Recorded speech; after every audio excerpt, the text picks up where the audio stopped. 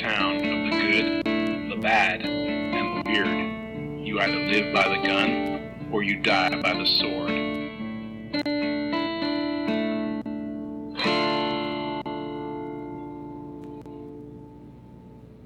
Welcome to the Good, the Bad, and the Weird MicroViews. I'm Nicho. And I'm Chris. And this year, since we did our deep dive on the original My Bloody Valentine, we decided to also check out the 2009 remake, My Bloody Valentine 3D.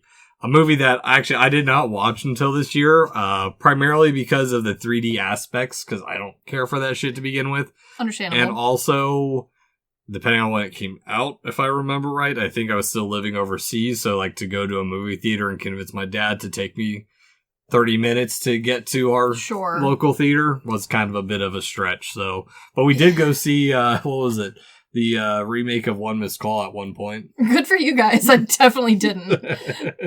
I will say that, like many 3D remake, this one leans heavy in the ooh, the 3D part. But something I will note, this is very low bar praise. The DVD did advertise, the one that you bought, that it did advertise, it came with 4 pairs of 3D glasses. Yes. Which sounds obvious, but honestly did not happen that often. Well, and on top of that, I was surprised that the copy I bought at the used store near me actually had the glasses. Oh, I was very impressed. Did I use them? Of course I did not. I watched this movie on a teeny tiny little 10-inch buzzy little screen because I was, I'm not watching this on the big screen. This does not need to be large and in charge. I'm going to watch it tiny like it needs to be. Yeah. And honestly, that was the right call. Oh man, yeah, this movie is something different. Like I knew it was going to be bad, but holy shit was I not expecting how bad it was going to be. Me too. I had a lot of praise for the first one. It's not a perfect movie, and it's not even a perfect gore slasher film, but it did have a lot of good points. This one seemed to take those points and kind of throw them off the bridge, which is very impressive, seeing as how we had a lot of returning behind the scenes member. We had screen and story by the same guy as the original. Well, I mean, it was written by Todd Farmer, Zane Smith, and John Beard. I don't think the original had anything to do with it, did they? The screen story was Stephen Miller for this one, and he produced and co-wrote the original version, along with almost all the cast is completely brand new. The credits are only this 1981 screenplay and story by. Yeah. So they're only involved. They're only involved because they wrote the original cast, basically. Yeah, and it you can tell it's upsetting. I will say one of the bonuses is if you are a Winchester fan, you do get to watch Dean Winchester in this film, which is a delight always because it's like watching Dean Winchester. He plays the same character each time he's an actor, which honestly, for a horror movie, I don't care because it's the same. Same character except in 10-Inch Hero. Yeah, he does pull out the full guns for that one. Yeah. But I'm not mad that it's just Jennison. I'm not mad that it's just him again in a movie, because honestly it made this a lot more fun than it would have been without that. It was a spin-off of a Supernatural episode. It felt like a spin-off of a Supernatural episode, which did improve my movie watching experience quite a lot. Not gonna lie. Yeah, but it also stars Jamie King and Kerr Smith, but also it's directed by Patrick Lussier. Yeah. Who... Yeah, I know. Dedicated listeners of the podcast will remember the very first ever Nick Cage November. Yep. He directed Drive Angry. He sure did. And you know what? I feel like Drive Angry was better. Yeah. No. I hate to say that because Drive Angry is it is a movie of its own style, its own creation, but at least it had the balls to do that. This movie really is leaning on you not really having remembered or watched the first one to enjoy this one. Yeah, it was, I 100% agree. It was for people our age to be oh, I know of My Bloody Valentine, or I know the name of it. Let's go see it. But because most of us probably hadn't seen the original at that point. I know I hadn't. But to its credit, unlike the original, this one is an American-made and filmed movie. It is the first supposedly, I haven't like double checked this because let's be real, like I did not care, but it is supposedly the first R-rated film to be on the Real ID, which was a previous version of the IMAX cinema. Oh, for like the 3D and for everything. The 3D effect. Okay. So like, congratulations, My Bloody Valentine 3D, for hitting that milestone. I do think that the 3D does at least make this a little bit more interesting. I could see how if I watched this in theaters, that would have been kind of cool. Mm-hmm. But it does not take away the fact that it's missing a lot of elements that I desperately needed to call it My Bloody Valentine. Yeah, I mean, but for starters, like, the opening of this movie is like the 3D credits just revealing the entire tragic past. I did initially kind of appreciate them trying to like rework it already from the beginning. Like, when I watch a remake, I don't want an exact remake. I want something at least interesting. And sure. I'll say this movie does not make it interesting. It does not. It's worse than your fucking murder mystery Poirot. Which, okay, I was about to bring up. I would argue that out of the two of us, I watch the most remakes. And I know that's a bold statement since you do watch a lot of foreign films that then get reworked over here. Mm-hmm. However, the amount of 1920s, 30s, and 40s movies that have then been reworked in the 50s and then again in the 80s that I watch on repeat is mind-boggling. Like, to the point where my husband cries a little bit when I play certain DVDs because it's just the same story, but with a different actor. And so I am very, very familiar with the concept of taking a already like beat to hell story and reworking it to make it either your own or just to remake it for the shits and giggles. Yeah. And this isn't it. Well, and on top of that, like, from the very beginning, like, and this might have just been for me watching the original in relatively close proximity. That did not help. It's kind of confusing, because I thought it would be a remake, but it starts focusing on Harry Warden and his massacre so quickly, and from the beginning, like, that's one thing, I forget what I think it was in the commentary from the re-release of the DVD, or one of the cast reunions, or some commentary from the original. Yeah. But they said that I don't think anyone from the original had seen this version yet. No, they definitely hadn't. And they definitely gave the warning that it gets really bloody from the start. Which, I mean, here's the thing is, like, I'm okay with like a 2-3 minute cutscene like My Bloody Valentine, where we have the cannon fodder or the killer fodder. We've got the sexy, it sets it up. Yeah, the sexy kills.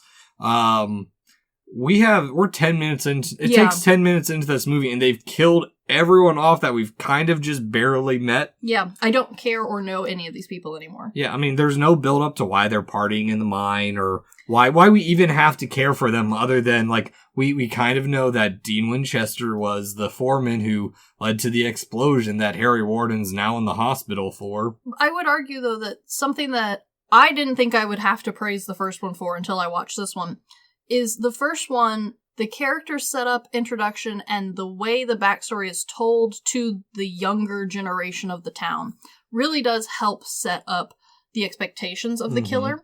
Whereas this one goes like full balls to the wall, just shows you everything. And like, there's no real question of who did what, where's anything happening. Like, you are just blatantly told all of this. And later on, the movie tries to do like the whole 180, but that's where it kind of gets this idea wrong, because the first one, there was no 180. It was just a mystery the whole time. Yeah. Whereas this one, it's very much just was it person A or person B? There's no like big mystery. Like, it's pretty obvious from the get-go. Well, okay, so that I'm glad you brought up the 180, because I absolutely hate this movie for this. Yeah. So, yeah, we see everyone else killed in like the beginning of the movie and whatnot. Yeah. And some of the deaths are fun. The shovel death is kind of dumb, but fun. Yeah, like, I did have a good time with the gore part of it, but I wouldn't say it was nearly as fun as the first one. No. Which is disappointing, too, because, like, the first one is, like, missing 9 minutes worth of gore. Yeah, no, exactly. And, like, this one, I get why they're going right into it. It's 2009. They're having to compete with Saw or whatever. Sure, like, I get ramping up the gore, but I do think that we went for a much bloodier, mushier gore this time, as opposed to like putting a pickaxe up through a man's eyeball. Yeah, and seeing your open Wikipedia page, January 2009, yeah. I was overseas, and also historically, a January release for a horror film is not a good sign. It's really not, especially because one of the things that I really did like about the first one is it leaned into being a Valentine's Day movie. Not only was it released for Valentine's Day, but the movie itself played into the Valentine's Day trope really hard. Like, we comment multiple times about how the killer is literally out here doing arts and crafts to make this movie work. This one, the Valentine portion of it is so briefly brushed over. That, like, you almost forget until it's, like, that last little, like, oh, yeah, I forgot, he puts hearts in boxes. And we barely even see that, because, like, even then, like, it takes 15 minutes, we've already done, like, the prequel, basically, so kind of almost have, like, a bonus chapter outside of this movie that, like, maybe you would play at the end of a video game, or, like, it's the epilogue of the first movie.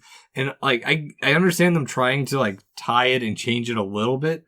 But on top of that, it takes 23 minutes into the movie, and we've barely seen our main character, Dean Winchester. That's true. And unlike the other movie, where we really do have kind of three main characters who are, you know, doing this love triangle dance, unfortunately in this version, like, we do kind of have this love, will they, won't they sort of thing, but it's so overshadowed by the fact that you just know who the killer is that you really don't care.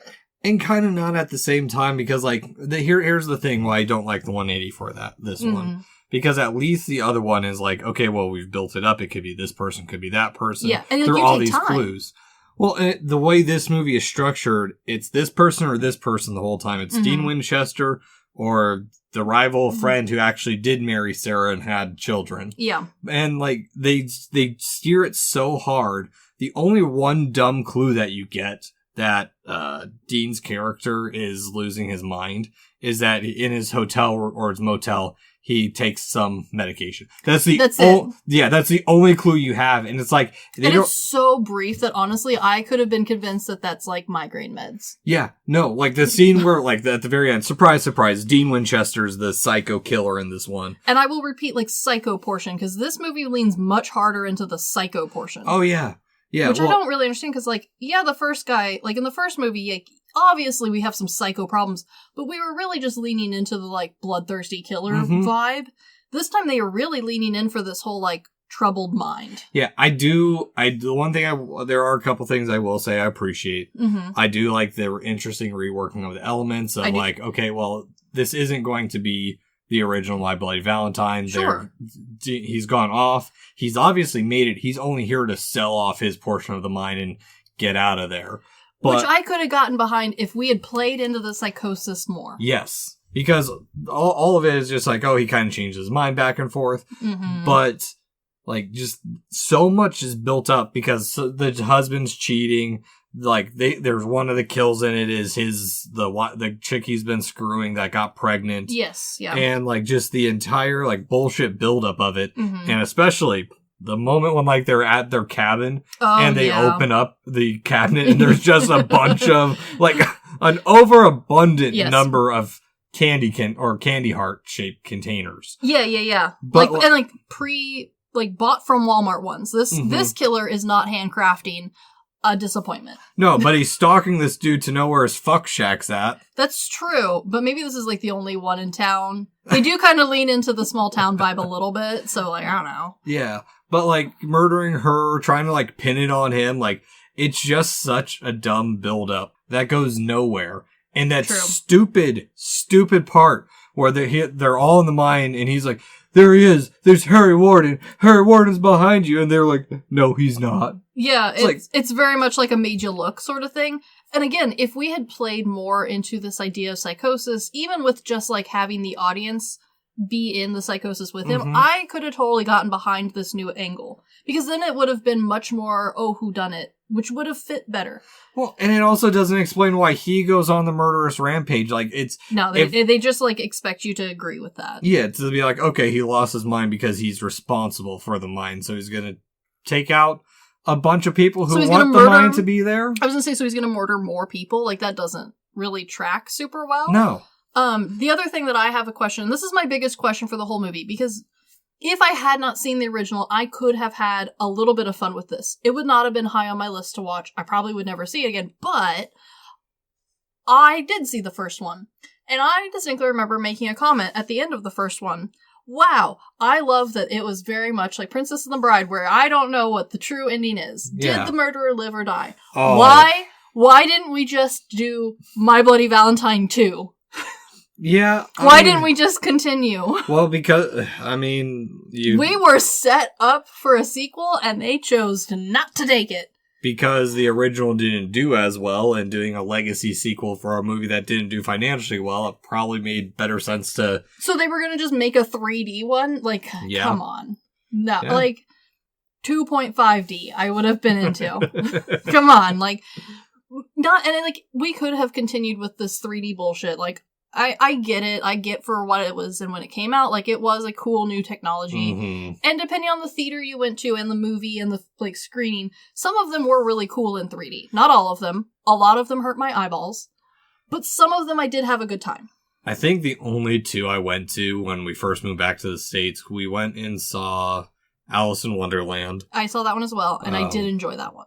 And that was when I'm like, I can't do these movies. That's and then fair. I was bullied into watching The Last Airbender in 3D with I'm so sorry. Yeah. I apologize profusely for your friends and family for that. No. That was garbage. It's just Wallace. He's my bitch forever, so he unlike knows. You, I watched Avatar in 3D and I was blown away. Didn't like the movie, but I loved the 3D. Yeah, and I mean, we still have, like, releases of 3D movies, like the last Star Wars movie was in 3D. Sure. No, it's still a fun thing. I don't think it's, like, I don't believe it to be the number one gag, but, like, let's be real. I'm a fan of Jaws 3D because it's a stupid gimmicky gag. Yeah, well... And it's, like, a fun summertime, like, bit, you know? And it's old 3D, which... is very predictable. And really poor. And, I mean, this one's predictable, too. That's the annoying thing with 3D movies. And I bitched about it in Jaws 3D. That's true. Resident Evil Revelations. That's another one, yeah. Like... It's the cinematography of it has to be so intentionally 3D. True. That just kind of kills whatever. Which is why I think a lot of the times when I do enjoy a 3D movie, I'm either going because I want to see 3D, like I did with Avatar. Yeah. I knew what it was going to be. I was excited for it. Or I knew it was going to be 3D, but the story and the visuals are wacky and crazy enough that, like, I can be surprised by a flower blowing bubbles in my face, like in Alice in Wonderland. Yeah. This one... Not only do I think that the 3D isn't really adding anything, and, like, I'm saying that with the most criticism I can muster, because, like, I get it, like, it's not my favorite thing, but on top of that, just even comparing it to other 3D horror films, a lot of those ones, you can see not only the 3D coming, or it's, like, a shock 3D, like, Jaws 3D is like, oh my god, the shark jumped. Or, broke through the glass. It broke through the glass. Like, there's a floating arm. Yeah, that sort of thing, which is like, okay, it's a little silly, but I get it. I can see the, like, fun. This one, it's just like, we already had a film, and we were like, what if we took the parts that jump forward and we made them 3D? Yeah, no, that's... It doesn't feel super intentional. No, it's just the little action bits that they can add to make it 3D. And for a slasher and gore movie, it doesn't feel as authentic in the, like, use and, like, the joy and fun of it as, like, a movie where... Honestly, we had to work a little bit to get the floating arm. It's like if you remade Psycho and instead of, like, having that classic upwards and downwards motion of the dagger... Yeah, you turn it 90 degrees. Yeah, turn to the front of the knife and it's just coming at you the whole time. It's just... Which is 100% what they would do, and you know that. Yeah. No, yeah. I know that's exactly what they would do. Yeah. The other thing that I have... that is my biggest gripe with this is I'm very familiar and well-loving of a remake, especially a remake of a mystery sort of movie. Mm-hmm. And I can get behind changing the whodunit part, especially for a franchise like this, where, honestly, it doesn't matter who did it. Yeah. Like, even the original one realized that it doesn't matter who did it. So why not change who did it? Yeah, why did we stick with the obvious one? Why wouldn't we go left field and have, the girlfriend do it? Like, why make it so obvious when that was the whole gig? Well, because the only thing she has ties to, and, like, honestly, in this movie, compared to the original, she could have easily been written out of it. Oh, all of them could have. Yeah. They are literally just cannon fodder, and I know the first one doesn't do a deep dive on anyone's characters, but they do feel important, and they do all feel like valid members of this group. I couldn't tell you literally any of the other people's, like, descriptions. No, the love triangle between them is just kind of eh. It's so because it feels like we've already committed and now we're, like, just kind of thinking back on what we missed out on. Well, and part of that, too, is Dean Winchester is supposed to be, like, leaving town, like, the next day. Yeah, like, he's not come back because he failed and is, like, getting a job at the mine the next week. Like, he's leaving. So yeah, he's just there kind of like checking up on people he knows. Yeah, which... Cool. Okay.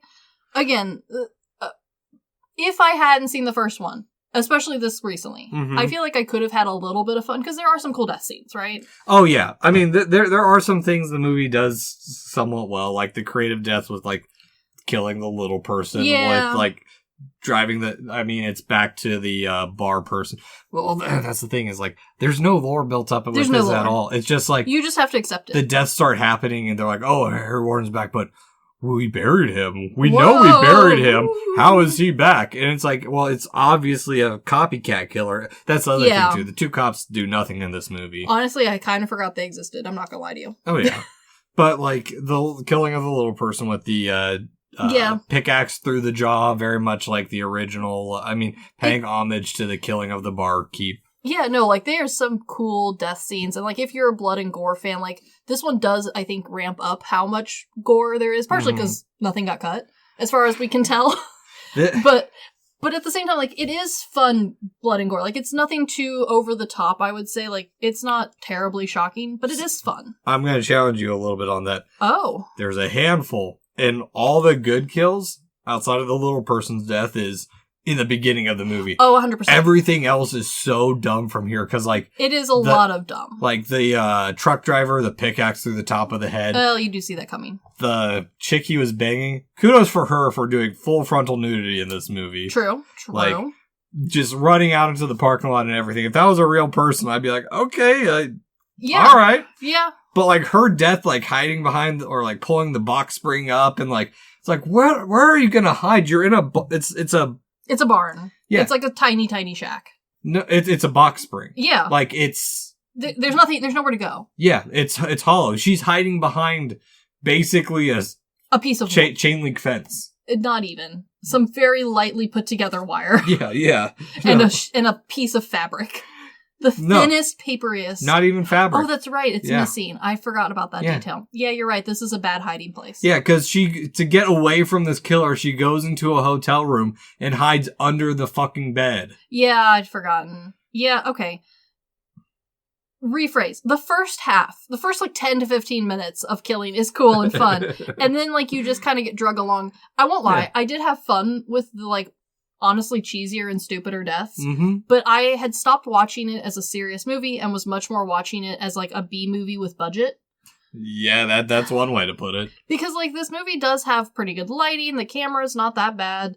It's not as impressive as filming in a mine, but it is still fairly good. I've watched worse with more money. And, like, the acting's not terrible. I would say most people are very stiff and, like, empty, but also I feel like a lot of that's just writing. Yeah. Like, there's only so much character you can add when you're being murdered. Well, and that's because we don't have side characters. Like, no, we don't. Because, like, at least in the first My Bloody Valentine, even though they were side characters, we cared a little bit enough about them because they meant something to the other people. The motel owner. Yeah, didn't care. Don't care. The two couple that the couple that gets killed right after her don't care. You know what it's bringing back? We complimented the first one about how it avoided having the gas station guy out of town by replacing him with, like, the bar guy who was, like, actually part of the town and, like, a known person, as opposed to, like, old Henry who just guards the town 20 miles out of the road and no one talks to him.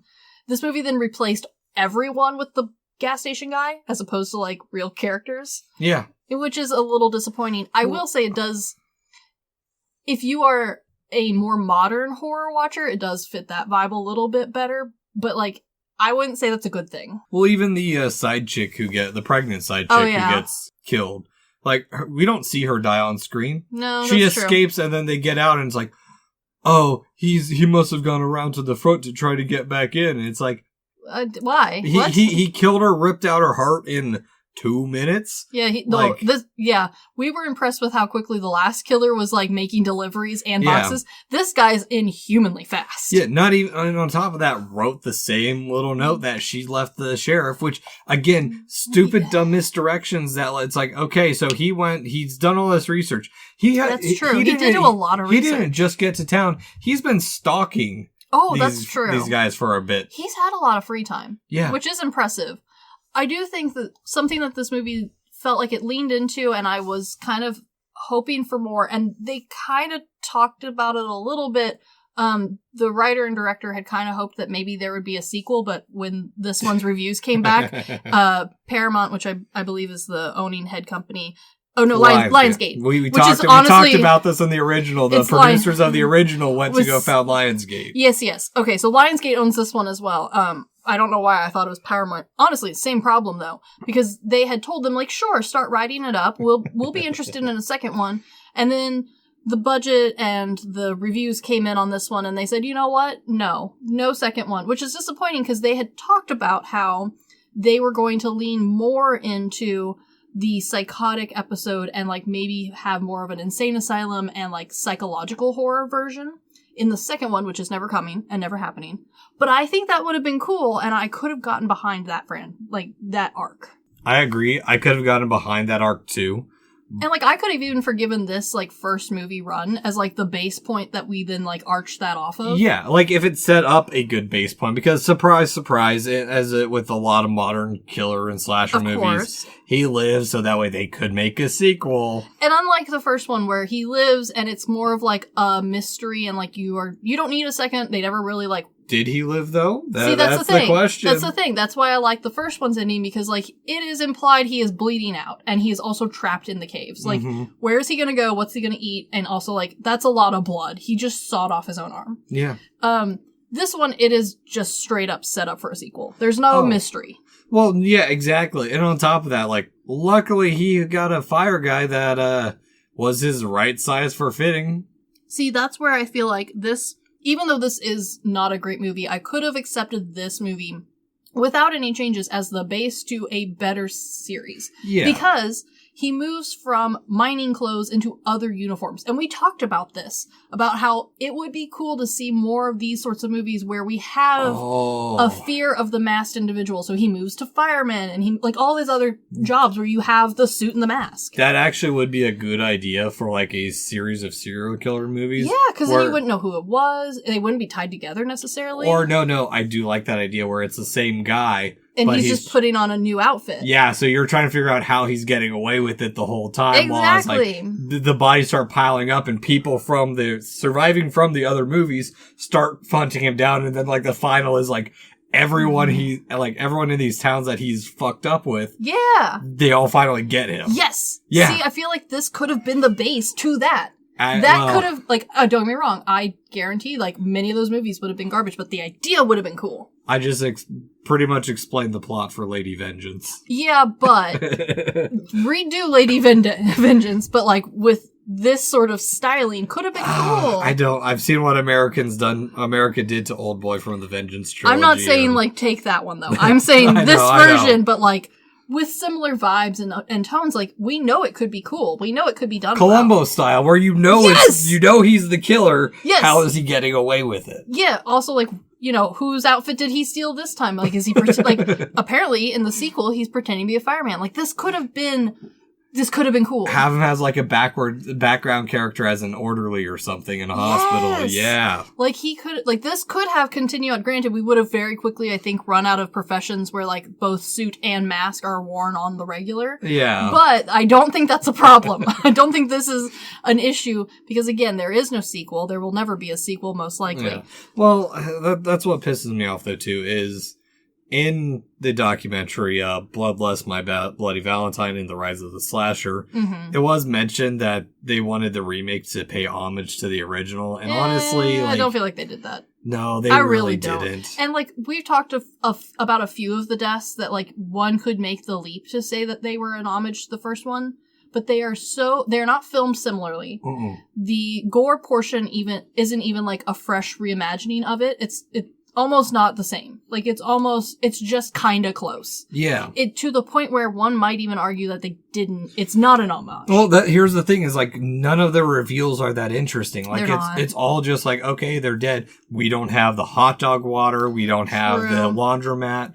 Like. And honestly, like, I feel like I could have enjoyed this movie because, again, this is my jam for horror movies. Like, this level of stupid and gory.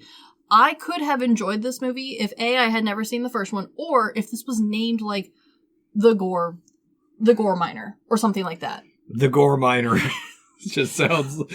Like, just remove yourself from the original. And Yeah. I honestly could have had a good time. Is it worth it? No. But, like, if No, you're like God, me, no. you're gonna run out of them eventually, and, like, this isn't a good one to tack on. I hadn't watched this because it was very low on my list. Same, and I stopped watching a lot of remakes a long time ago just because it just wasn't my thing. Sure, So, like, I mean, I get it, and especially this one. Like, this is a good example of why people don't want to watch remakes. No, and just the writing of it is so dumb, and I think that's what gets me on it. Is it's worse? Like I said, it's worse than the Perot movies, where it's like it is, and like that's saying something because the you've seen only a handful of the remakes of the Perot movies. There are more. There's a lot more, and those ones don't change who done it. The newest one kind of tried to, but it still held to the same because that's the entire point of these movies. Mm-hmm. This one fully said "fuck that shit" and just did its own thing. And it goes back to my thing of they treated the audience real stupid, like They did. where They just kind of hand fed you everything. yeah, where the only time we see that Dean Winchester's off his rock or is taking meds is one scene, and you think it's to prevent like panic attacks and Yeah, they do not explain those meds well enough for No. you to like even think about that being a possibility. no, you're just like, okay, it's a throw off scene, and then Yeah. like because like they do the misdirect of like, oh, he stayed at this hotel, so the cop's gonna hunt him. So you're thinking, Yeah. oh, he couldn't have done that. It had to have been someone else who knew he was there, so that's why he's doing these murders, is to start trying to build up stuff around him to frame him for it. When he is the one who's doing them. He just did it. Yeah, it is disappointing because, again, the base idea is cool, but they treated the audience so stupidly, and it, honestly, the choices in scenes that were shot were so bland that, like, we weren't going to be getting any of that sort of idea. Hell, I thought what I think would have been cool is if they had stuck with the first 15 minutes of the movie. Yeah. But instead of just doing it in the 15 minutes, spread it out. Oh, make this movie a prequel and make it an even worse Harry Warden massacre. That would have been cool. I would have accepted that. My Bloody Valentine, the Harry Warden massacre. Honestly, could have been really cool. Yeah. The other thing that I will bitch about, because honestly, it does need to be bitched. The first one's music was pretty damn good. Like, standalone music level good.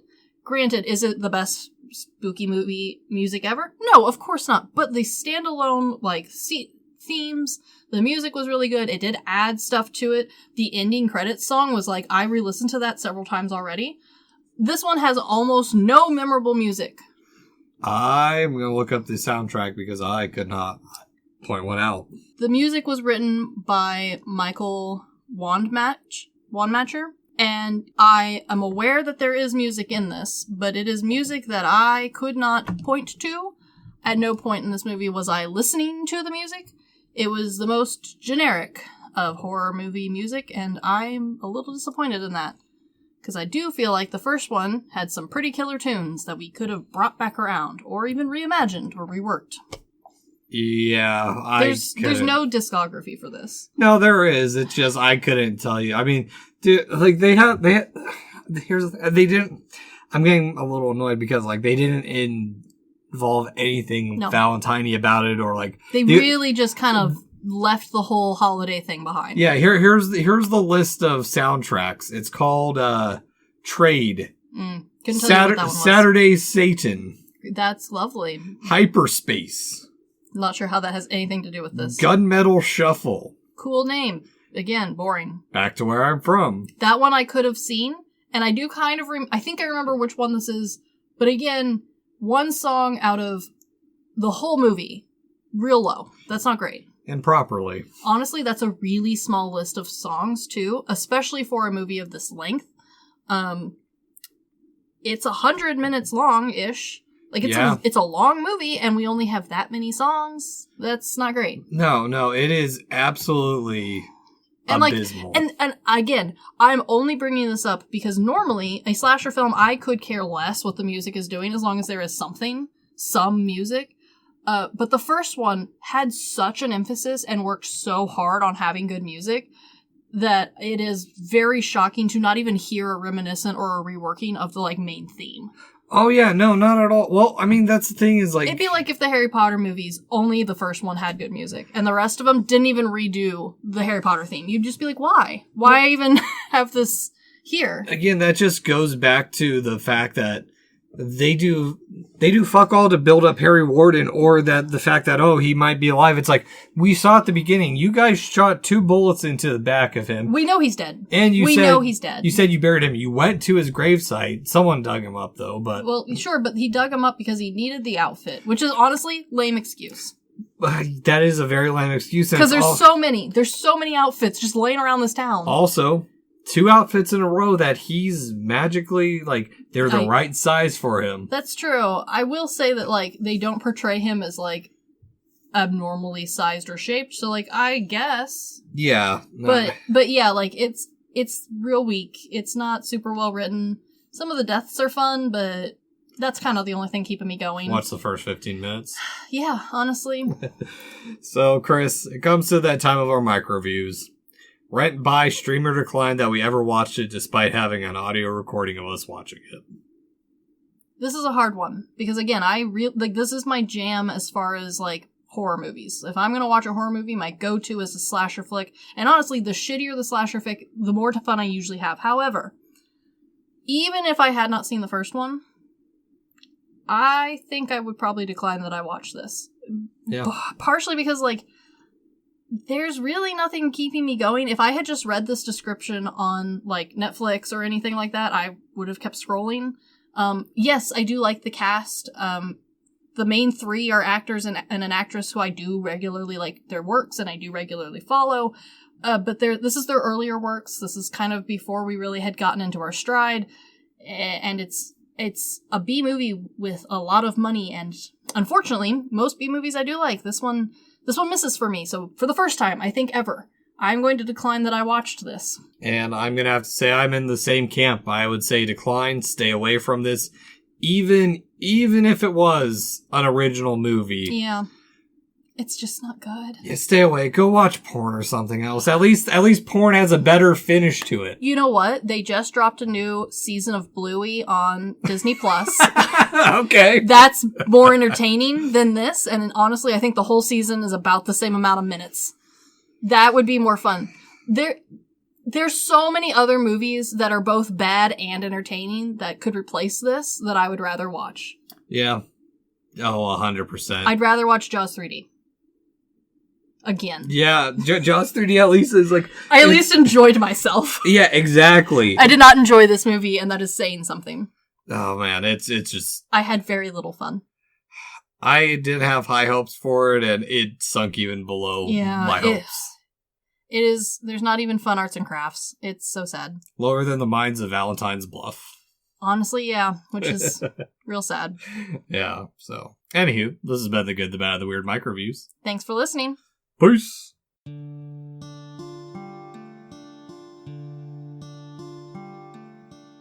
Thank you for stopping by this here town of the good, the bad, and the weird. We appreciate your listenership, and if you want more of our takes in your life, feel free to check us out on social media at The Good, the Bad, and the Weird Podcast, or TGTBTW for short. As well, if we missed a fact, your favorite part of a movie, or just have a suggestion and want to reach out and say howdy, feel free to email us at tgtbtwpodcast@gmail.com. And feel free to join our Discord at The Good, the Bad, and the Weird Podcast, where we talk about movies, just share random banter here and there. And always, check out our podcasters, streamers, or any other content creator we shout out in our episodes. We really appreciate it. And as always, thank you for listening. Peace!